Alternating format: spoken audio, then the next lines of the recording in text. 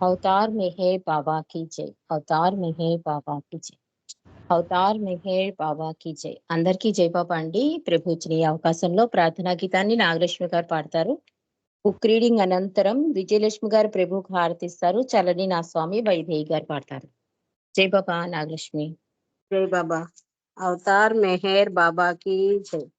नमो मेहर बाबा अवतार, नमो देव देवा प्रभु, नमो मेहर बाबा अवतार, नमो देव देवा अपार दिव्या कृपा सागर, अपार दिव्या कृपा सागर सकल चराचर जगदुद्धार, सकल चराचर जगदुद्धार नमो मेहर बाबा अवतार, नमो देव देवा प्रभु, नमो मेहर बाबा अवतार, नमो देव देवा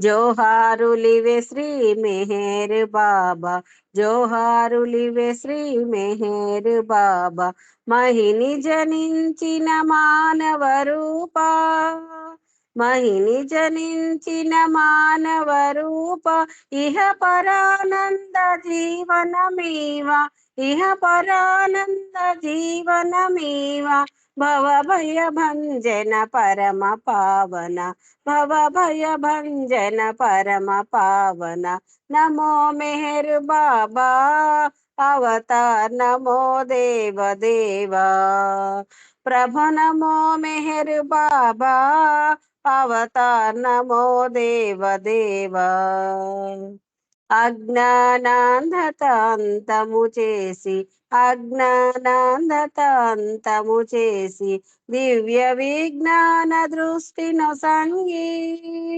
దివ్య విజ్ఞాన దృష్టిను సంగి హరిషడ్వర్గము అంతరింపగా, హరిషడ్వర్గము అంతరింపగా అవ్యయ మోక్షంబను గ్రహింపుము, అవ్యయ మోక్షంబను గ్రహింపుము నమో మెహర్ బాబా అవతార్, నమో దేవ దేవా ప్రభు, నమో మెహర్ బాబా అవతార్, నమో దేవ దేవా అపార దివ్య కృపా సాగర, అపార దివ్య కృపా సాగర సకల చరాచర జగదుద్ధార, సకల చరాచర జగదుద్ధార నమో మెహర్ బాబా అవతార్, నమో దేవ దేవా ప్రభు, నమో మెహర్ బాబా అవతార్, నమో దేవ దేవా జై మెహర్ బాబా జై, జై మెహర్ బాబా జై, జై మెహర్ బాబా జై, జై మెహర్ బాబా జై, జై మెహర్ బాబా జై, జై మెహర్ బాబా జై, జై మెహర్ బాబా జై, జై మెహర్ బాబా జై, జై మెహర్ బాబా జై, జై మెహర్ బాబా జై, జై మెహర్ బాబా జై, జై మెహర్ బాబా జై, జై మెహర్ బాబా జై, జై మెహర్ బాబా జై, జై మెహర్ బాబా జై, జై మెహర్ బాబా జై, జై మెహర్ బాబా జై, జై మెహర్ బాబా జై, జై మెహర్ బాబా జై అవతార్ మెహర్ బాబా కి జై. జై బాబా రజనీ గారు. థ్యాంక్ యూ బాబా. అందరికీ జై బాబా అండి. జై బాబా. నాగలక్ష్మి ప్రార్థనా గీతంతో ఈ రోజు ఈ సహవాసు ప్రారంభించినందుకు జై మెహర్ బాబా. మనం గత కొన్ని రోజులుగా సత్య సంపద అనే పుస్తకంలోని విశేషాలను తెలుసుకుంటున్నాం. రెండో భాగంలో ఉన్నాం. రెండో భాగంలో 3వ అధ్యాయం అంటే 3వ టాపిక్ ఏంటంటే దివ్యేచ్ఛ, స్వతంత్రేచ్ఛ. దీని గురించి మనం తెలుసుకుంటున్నాం. అంటే ఈ రెండో భాగంలో కూడా రుస్తుంబి ఫలహాటి చెప్తాడు, ఈ పుస్తకం రాయడానికి నా అనారోగ్యం చాలా ఇబ్బంది పెట్టింది, కానీ బాబా తన పని తను చేసుకున్నారు అని చెప్తాడు. ఆ రకంగా చెప్తూ మొదటి అధ్యాయంలో మంచిదేదో బాబాకే తెలుసు అంటే బాబా కూడా అంటారు కదా, మీరు అడిగితే కొంచెమే, కానీ మీరు అడగకపోతే ఆకాశం అంతా అంటారు. అంటే మనకు అడగడం కూడా తెలియదు మాట, కానీ మన ఆత్మ ప్రయాణానికి ఏది మంచిదో అదే ఇస్తాడు కనుక పూర్వం పెద్దలు కూడా చెప్పేవారు. ఆ అంటే మనకు ప్రాప్తించింది అంటే మనం కిందటి జన్మలో చేసుకున్న పుణ్యం అవునండి. ఏదైనా పెద్దలు కూడా అంటారు కదా! ఏది ఏది జరిగినా మన మంచికే అని. అలాగా బాబా మన లైఫ్‌లో ఒక ప్రేమికుడిగా మన బాబా తీసుకున్నాక, ఆయన ఇచ్చక వదిలేస్తే అంతా మంచికే అంటున్నారు బాబా. అది కష్టమైనా, సుఖమైనా కూడా బాబా మన మంచికే చేస్తారనే భావనతో అధికాధికంగా ఆయన్ని ప్రేమించాలనే విషయాన్ని తెలుసుకున్నాం. నిజమైన ధీరోదాత్తులు అంటే జీవితంలో ఏం జరిగినా కూడా బాబాకే ఇంపార్టెన్స్ అని జీవితాన్ని వెళ్ళబోస్తున్న ఆ ధీరోదాత్తుల గురించి మణిజా చెప్పిన విషయాన్ని తెలుసుకున్నాం. ఈ రోజు అంటే నిన్నటి రోజు ఈ స్వతంత్రేచ్ఛ, దైవేచ్ఛ దీని గురించి మనం కొంత తెలుసుకున్నామండి. అంటే దీన్ని ఇంకొంచెం సరళం చెయ్యాలి అంటే మానవేచ్ఛ, దైవేచ్ఛ అనవచ్చు. మానవ ఇచ్ఛ అంటే మన ఇష్ట ప్రకారం చేసుకోవడం. ఆహ్, దైవేచ్ఛ అంటే భగవత్ నిర్ణయమైన విధిని దైవేచ్ఛ అంటారు. దీని గురించి కూడా సోదరి మణిజ మనకు చెప్పారు. అంటే ఈ భగవంతుడి విధి ఎలా ఉంటుంది? మానవుడి ఇచ్ఛ ఎంత వరకు ఉంటుంది? దీన్ని ఇరిచి కూడా అంటే చాలా చక్కగా చెప్పాడు. అది ఈ పుస్తకంలో లేకపోయినా మనం కొంచెం తెలుసుకుందాం. అంటే కొంచెం సరళంగా అర్థం అవ్వడానికి వీలుగా. ఇరిచి ఏమని చెప్తాడంటే మానవేచ్ఛ అంటే మానవుడు తన ఇష్ట ప్రకారం అంటే తన ఇచ్చ ప్రకారం తను కోరుకున్న రీతిలో ప్రవర్తించడాన్ని మానవేచ్ఛ అంటారు. కానీ ఎందుకంటే జంతువులకి, మనుషులకి తేడా ఏమిటంటే జంతువులకు మానవుడు నా ఇష్ట ప్రకారం కదా అని చెప్పి ఇష్టం వచ్చినట్టు చేసేయకూడదన్నమాట. అది చెప్తున్నాడు ఇక్కడ ఇరిచి. జంతువులకి, మనుషులకి తేడా ఏమిటంటే జంతువులకు మంచి, చెడు విచక్షణా జ్ఞానం ఉండదు. కానీ మానవునికి భగవంతుడు విచక్షణా జ్ఞానం ప్రసాదించాడు అని చెప్తున్నాడు రిచి. ఎందుకంటే రాయి నుంచి చైతన్యం వృద్ధి చెందుతూ మనం కూడా జంతు రూపం అయ్యాకే మానవుడిగా అయ్యాం. కానీ జంతువులో చైతన్యం కొద్దిగానే ఉండడం వల్ల ఇంత విచక్షణా జ్ఞానం వృద్ధి చెందదు. అందుకే మానవుడిగా 100% పరిపూర్ణ చైతన్యం అంతా వృద్ధి చెందిపోయాక ఇంకేముండదు. అప్పుడు నేను భగవంతుడును అనాలి. అంటల్లేదు. అనకపోవడానికి కారణం ఈ సంస్కారాలు అన్నారు బాబా. ఇక్కడ ఇరిచి కూడా ఏం చెప్తున్నానంటే జంతువుల్లోనూ ఉన్నది ఆత్మే. మనుష్యుల్లో ఉన్నది ఆత్మే. ఆ ప్రయాణం చేసే మానవుడయ్యాడు. కానీ ఈ డిఫరెన్స్ తెలుసుకోవాలి అంటున్నారు. అంటే జంతువుడుగా ఉన్నాను కదా! మానవుడయ్యాక కూడా జంతువులాగా ఉంటానంటే కుదరదు. ఎందుకంటే ఈ విచక్షణ జ్ఞానాన్ని ఒక్క మానవుడికే ఇచ్చాడు అని చెప్తున్నారు. అంటూ తద్వారా అతను మంచేదో, చెడేదో తెలుసుకోగలడు కదా! ఇది మంచి, ఇది చెడు అని చెప్తుంది హృదయం. అందుకే బాబా హృదయ భాష వినండి అంటారు బాబా. హృదయంతో పూజ చేయండి, నిజాయితీగా ఉండండి, ఊపిరి కన్నా దగ్గరగా ఉన్నానంటే భగవంతుడి యొక్క స్వరాన్ని వినగలిగితే మనకి విచక్షణా జ్ఞానం ప్రతి పరిస్థితిలోనూ తెలిసిపోతూ ఉంటుందండి. అది అది అందుకే మేలుకొల్పడానికొచ్చాను అన్నది అందుకే. హృదయంలో ఉన్న భగవంతుడు మేలుకుంటే మనం మన ఆత్మ ప్రయాణం కోసం ఏది మంచో అదే చేస్తామాట. ఇక్కడ ఈ ఇరిచి కూడా ఏం చెప్తున్నాడంటే, అతను మంచేదో, చెడేదో తెలుసుకోగలడు. చేయదగిన పని ఏదో, చెయ్యకూడని పని ఏదో అతనికి తెలుస్తుంది. ఆ మంచి చెడులను అతను కార్యరూపంలో పెట్టిన మీద అంటే ఆ కార్యరూపంలో పెట్టిన మీద తదనుగుణమైన సంస్కారాలను అతను ప్రోగు చేసుకుంటాడు. అది ఏ తదుపరి జన్మలో దైవం నిర్ణయించే విధి అవుతుంది. అది ఏ దైవేచ్ఛ అంటున్నారు. అందుకే కదా మంచి సంస్కారాలు, చెడ్డ సంస్కారాలు ఏవైనా కూడా సద్గురువు కానీ అవతార పురుషుడు కానీ కృప కలిగితే గనక వీటితో సంబంధం లేదు. కళ్ళకు గంతలు కట్టి తీసుకెళ్ళిపోతాను అంటే అర్థం ఏంటంటే భగవంతుడు చెప్పినట్టుగా మన జీవితాన్ని మలుచుకుని ఆయనిచ్చే ప్రకారం గనక వెడితే భుజం తట్టి అడుగుతాడు భగవంతుడు నెక్స్ట్ జన్మ ఏది కావాలని అని. అంటే ఆయన ఆయన చేతిలో కూడా ఉండదన్నమాట. మన చేతిలోకి వచ్చేస్తుంది. కాబట్టి ఇక్కడ ఏం చెప్తున్నారంటే నువ్వు ఏం చేసినా కూడా నీకు చెడ్డేదో మంచిదేదో తెలిసి కూడా నువ్వు చేసుకున్నావనుకో అది మళ్ళీ జన్మకి పాస్ ఆన్ అవుతుంది అంటాడు కదా! ఏ జన్మలో చేసుకున్న పాపాల నుండి ఈ జన్మలో అనుభవిస్తున్నాం అంటూ ఉంటారు చూడండి. దాని అర్థం అదనమాట. ఈ సంస్కారాలను బట్టే ఉంటుంది కాబట్టి, ఈ మానవేచ్ఛ అంటే నీకొక విచక్షణ జ్ఞానం ఇచ్చాడు కనుక, ఆ మానవేచ్ఛని సరిదిద్దుకోవడానికి అవకాశం ఉంటుంది. కానీ దైవేచ్ఛని సరిదిద్దడానికి అవకాశం ఉండదు. ఎందుకంటే ఆయన కృపావర్షం కురవాలండి.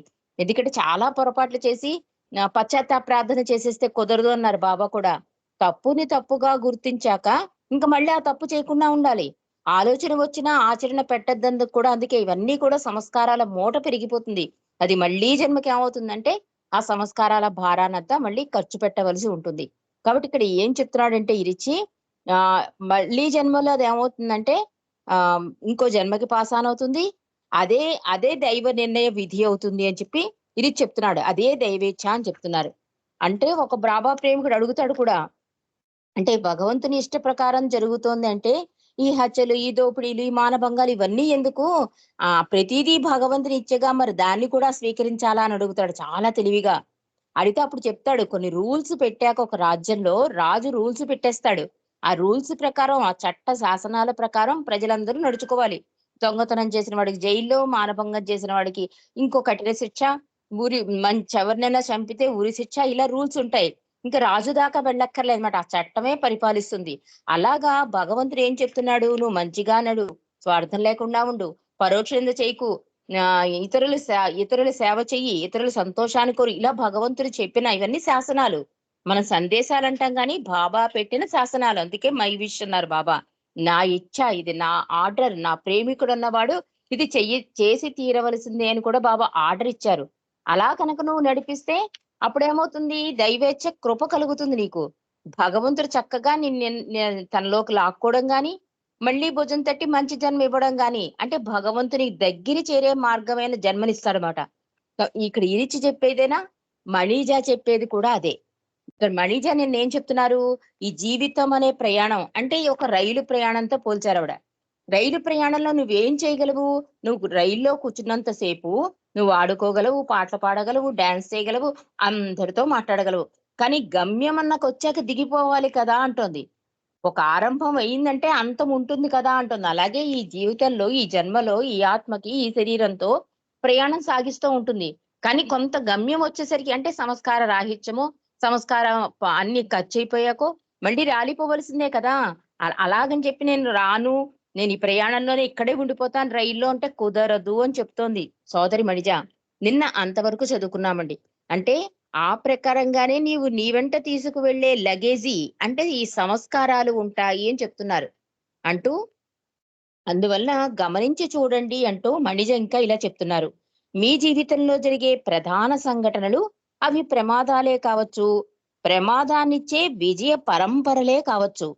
వాటిని తప్పించుకోవడానికి ఎవరు ఏమి చేయలేరు. అంటే మనం అనుకుంటాం వాళ్ళు చూడండి ఎప్పుడూ కూడా చాలా సంతోషంగా ఉంటారు. బోలెడు డబ్బు, ఎప్పుడూ ఆనందంగా ఉంటారు అంటూ ఉంటాం. అది ఈ జన్మది కాదు అని చెప్తోంది సోదరి మణిజ.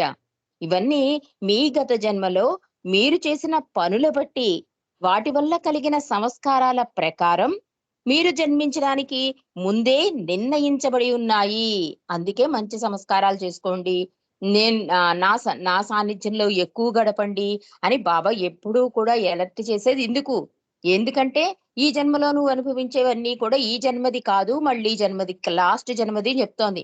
అందుకని ఈ జన్మలో మంచి సంస్కారాలు చేసుకున్నావనుకో ఇంకా ఉన్నతమైన జీవితం నీకొస్తుంది. కాబట్టి ఈ జన్మది నేను ఇంతలా చేశాను, నేనింత భగవంతుని ప్రార్థించాను, నాకే ఈ కష్టాలు, ఇది మాత్రం పొరపాటు అని చెప్తోంది. అది ఈ జన్మది కాదు, లాస్ట్ జన్మది ఇప్పుడు నిర్ణయించబడిందని చెప్తోంది.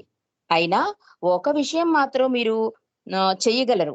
ఏంటంటే జరిగే ప్రతి సంఘటనను ఆహ్లాదంగా, ఓర్పుతో స్వీకరించి ప్రతి క్షణం బాబాను తలుచుకుంటూ ఉండడం.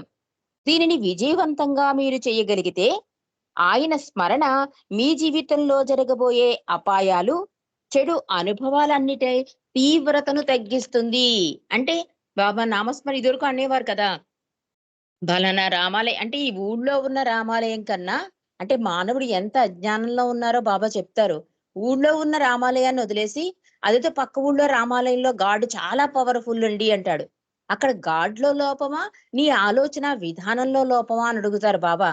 భగవంతుడు ఎప్పుడూ పవర్‌ఫుల్లే. కానీ నీ కర్మ శాసనంలో ఇంటర్‌ఫీర్ అవ్వను అంటున్నాడు భగవంతుడు. ఇక్కడ సోదరి మణిజ కూడా ఏం చెప్తోంది? ఆల్రెడీ నిర్ణయించుకున్నాకే నువ్వు జన్మెత్తుతావు బాబు అని చెప్తోంది. అంటే లాస్ట్ జన్మలో చేసుకునే సంస్కారాల ఫలితమే ఈ జన్మ.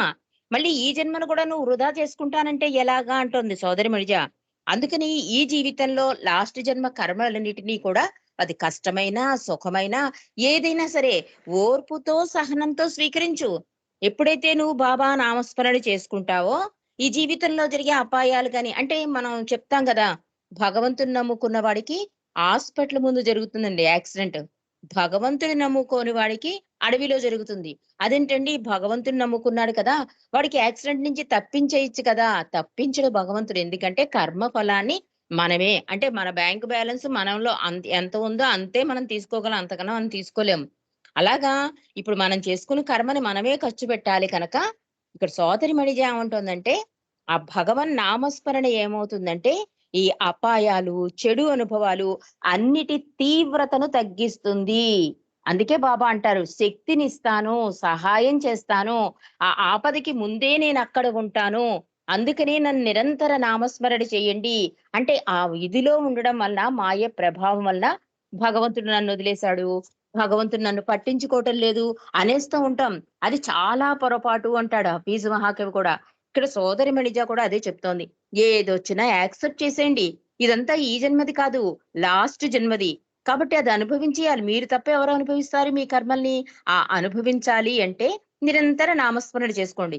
దానివలన ప్రమాదం రాకుండా పోదు. ప్రమాదం వస్తుంది కానీ తీవ్రత తగ్గుతుంది. అంటే ప్రమాదం నుంచి బయటపడ్డాక అప్పుడు అనిపిస్తుందండి మనకి, అయ్య బాబోయ్! ఎంత ప్రమాదం నుండి నేను బయటపడ్డాను. అంటే అంటారు కదా! చిన్న దాంతో పెద్దది జరిగే చోట చిన్నదే జరుగుతుందనమాట. ఆ తీవ్రత తగ్గుతుంది. లేకపోతే మానసిక ఆందోళన తీవ్రత తగ్గుతుంది. లేకపోతే భగవంతుడి సహాయంతో చాలా తేలికగా ఆ బాధ నుంచి బయటపడతామాట. ఇలాంటి సహాయం అందుతుంది భగవంతుడి నిరంతర నామస్మరణ వలన అని సోదరిమణిజ చెప్తోంది. అంతేకాదు చివరికి నీ ప్రయాణాన్నే అంతమొందించి నిన్ను నీ అంతిమ గమ్యానికి చేర్చి ఇక నీకు ఆ తర్వాత ప్రయాణం చేసే అవసరం లేకుండా చేస్తుంది. ఎంత అద్భుతమైన విషయం! మనం ఈ రోజు తెలుసుకున్నాము అంటే ప్రతిసారి మననం చేసుకోవాలండి. బాబాని నమ్ముకున్నాక కష్టాలు, బాబాని నమ్ముకున్నాక పరీక్షలు, బాబాని నమ్ముకుంటే ఏం జరగటం లేదు అనేస్తూ ఉంటాం. కొత్తలో బాబా ఫోల్డ్‌లోకొచ్చిన వాళ్ళకి చాక్లెట్స్ లాగా అంటే ఒక చేప వలలో పడ్డానికి ప్రభు అన్నీ చేసేస్తాడండి. ఆ వలలో పడ్డాక ఇంక ఆయన ఏంటంటే నీ కర్మల్ని నువ్వే సాల్వ్ చేసుకో నాన్న అని చెప్పి ఒక మాస్టర్‌గా ఆయనుంటాడు.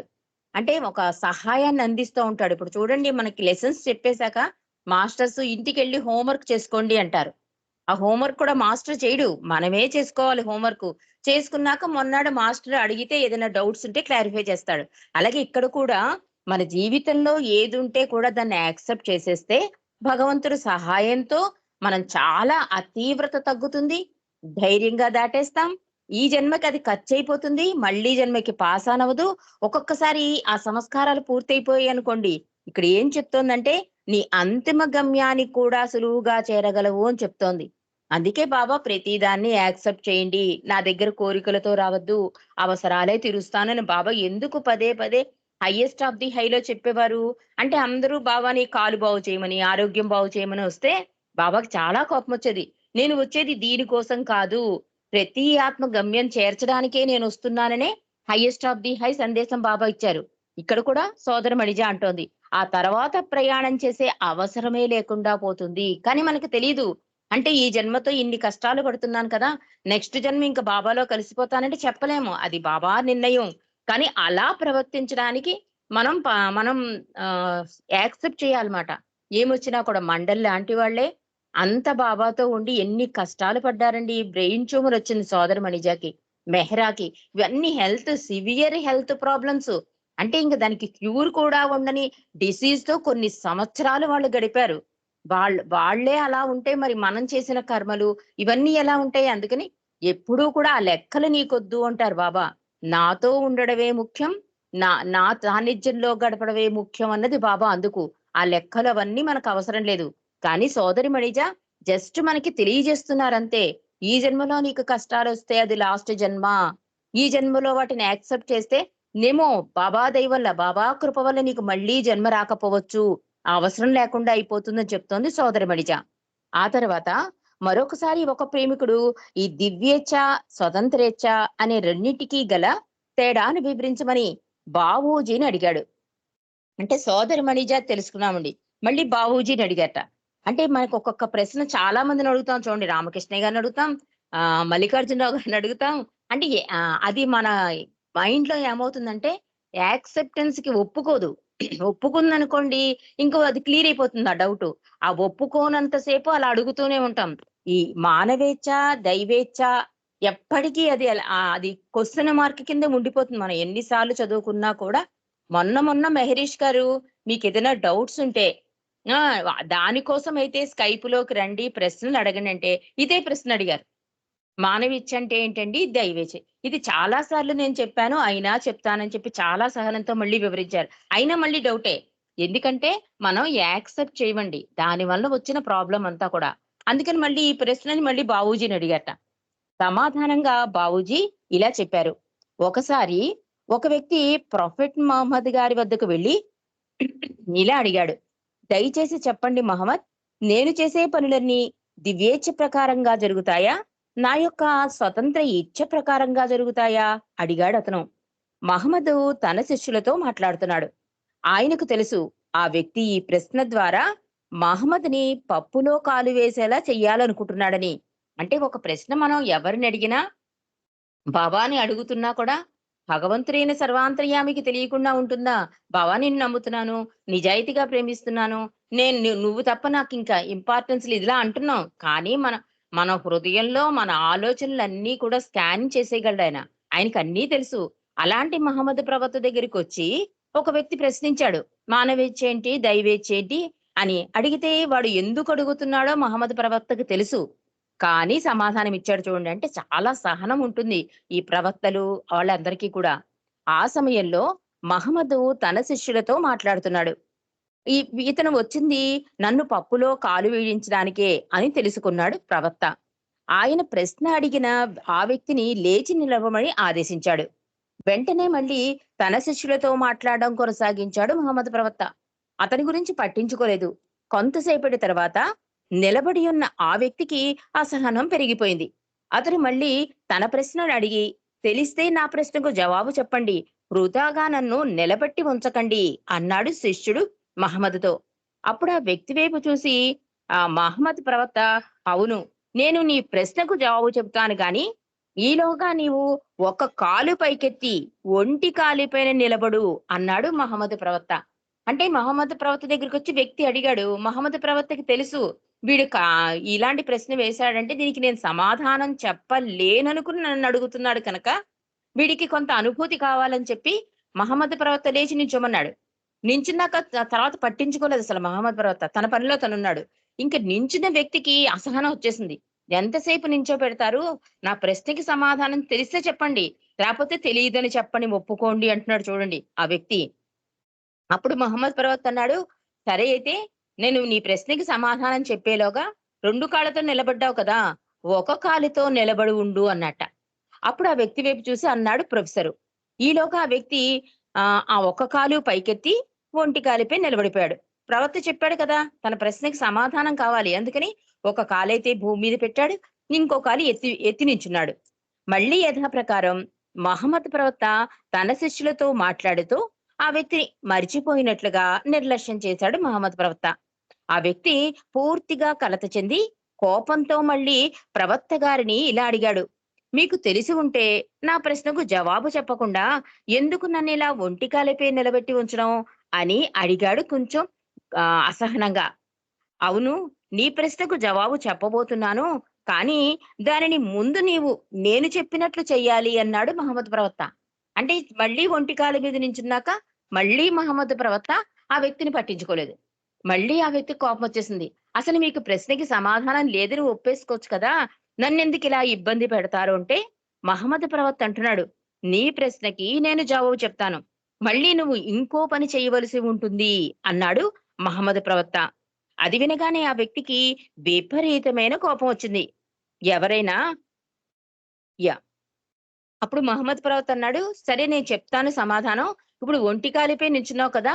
2 కాళ్ళు ఎత్తేసి నించో అన్నాడు. మనం కొంచెం స్లోగా. ఒక కాలి మీదైతే ఎవడైనా నించుంటాడండి. 2 కాళ్ళు ఎత్తేసి ఎలా నించుంటాడు? కానీ మహమ్మద్ ప్రవక్త నీ ప్రశ్నకి సమాధానం కావాలంటే నువ్వు 2 కాళ్ళు ఎత్తు అన్నాడు. దానితో వాడికి కోపమొచ్చేసింది. అసలు ఏమైనా అర్థం ఉందా మీ మాటకి? ఎవరైనా 2 కాళ్ళు పైకెత్తి ఎలా నిలబడగలరు? మీరు నన్ను అర్థం లేని పనులు చేయమంటున్నారు.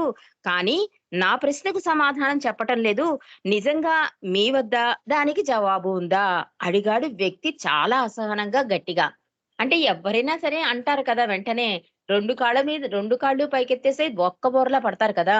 అది తెలిసి కూడా ఎందుకు మహమ్మద్ ప్రవక్త నా చేత ఆ పని చేయిస్తున్నాడు అంటే, నిజంగా మీకు ఆ ప్రశ్నకి సమాధానం తెలీదు. నా ఇచ్చ, దైవేచ్ఛ మీకు తెలీదు కనుక నన్నిలాగా పక్కదారి పట్టిస్తున్నారు. నిజం ఒప్పేసుకోండి అన్నాడు మహమ్మద్ ప్రవక్తతో ఆ వ్యక్తి. మరి మహమ్మద్ ప్రవక్త దానికెలా సమాధానం చెప్పాడు? అంటే రేపు తెలుసుకునే విషయంలోనేనా ఈ మానవేచ్ఛకి, దైవేచ్ఛకి ఆ వివరణ బాబూజీ ఏం చెప్పారు అన్నది రేపు మనం తెలుసుకుందామండి. అవతార్ మెహర్ బాబాకి జై. జై బాబా అండి. విజయలక్ష్మి గారు హారతి పాడతారు. వైదేహి గారు చల్లని నా స్వామి. విజయలక్ష్మి గారు ఉన్నారా? జై బాబా అండి. జై బాబా అండి. జై. అవతార్ మెహర్ బాబా की जय. మనసు హారతిదే, మనసు హారతిదే, మనసు హారతిదే, మహిమాన్విత మంగళ చరణ. మెహర్ బాబా ప్రేమమయా, నీవే మాకు సర్వమయా. మనసు హారతిదే, మనసు హారతిదే, శ్రీకరమౌని సుందర రూపం.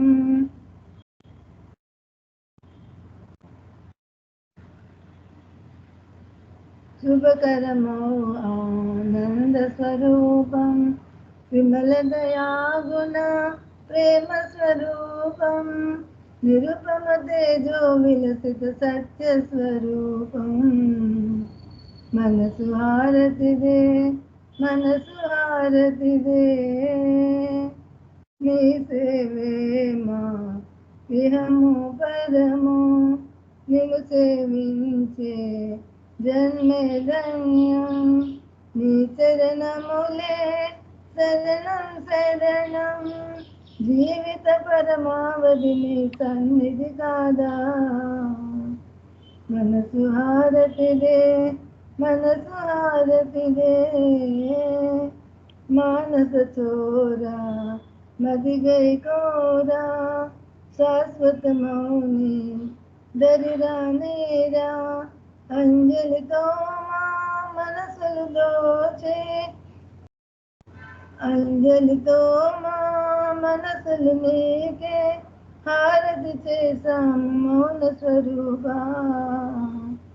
మేరు బాబా ప్రేమమయా, నీవే మాకు శరణమయా.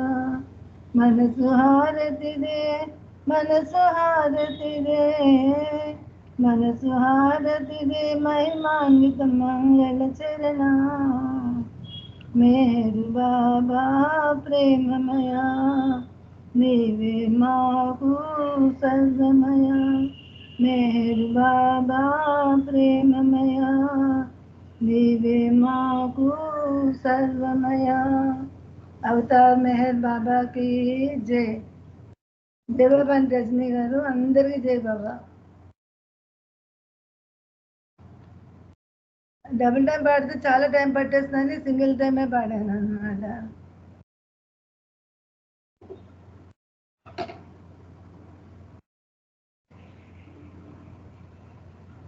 రజనీ గారు జై బాబా.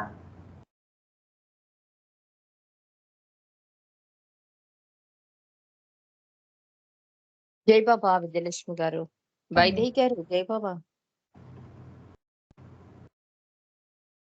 వినిపించట్లేదు వైదేహి గారు. ఇప్పుడు ఇప్పుడు వినిపిస్తాను, పాడండి. సారీ. అవతార్ మెహర్ బాబాకి జై. చల్లని మా స్వామి సెలవీయవయ్యా, నీ సేవకై మేము మరల వచ్చెదమయ్యా. చల్లని మా స్వామి సెలవీయవయ్యా, నీ సేవకై మేము మరల వచ్చెదమయ్యా. మెహరు నామమే నిత్యం కీర్తించులాగో మెహరునామమే నిత్యం కీర్తించులాగో ఎల్లవేళల నిన్ను స్మరించులాగో ఎల్లవేళల నిన్ను స్మరించులాగో చల్లని మా స్వామి సెలవీయవయ్యా నీ సేవకై మేము మరలవచెదమయ్యా నీ సేవలో మేము తరించులాగు నీ సేవలో మేము తరించులాగు ప్రేమతో దీవించి సెలవీయవయ్యా ప్రేమతో దీవించి సెలవీయవయ్యా సెలవీయవయ్యా సెలవీయవయ్యా సెలవీయవయ్యా